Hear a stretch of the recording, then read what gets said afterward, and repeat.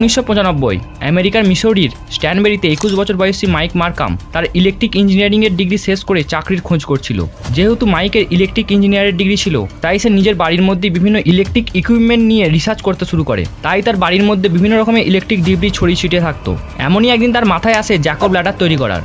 এই Jacob ladder এমন একটা ডিভাইস যেটাতে হাই ভোল্টেজকে দুটো মেটালের তৈরি টার্মিনালের মধ্যে দিয়ে পাস করানো হয়, যার ফলে মেটালের টার্মিনালগুলোর মধ্যে আর্ক তৈরি হয়। এই জ্যাকব ল্যাডারকে তৈরি করার জন্য দরকার ছিল একটা ট্রান্সফরমারের। তাই সে নিজের বুদ্ধিকে কাজে লাগিয়ে বাড়ির মধ্যে একটা ট্রান্সফরমার এবং জ্যাকব ল্যাডার তৈরি করে ফেলে। কিন্তু এই জ্যাকব ল্যাডারের সাইজ ছিল ছোট, আর এই জ্যাকব ল্যাডারের মধ্যে আর্ক তৈরি করার জন্য প্রথমে মেটাল টার্মিনালগুলোকে কাছে এনে আবার দূরে সরাতে হতো। কিন্তু এই কাজটাকে হাতে করে করা পসিবল ছিল না।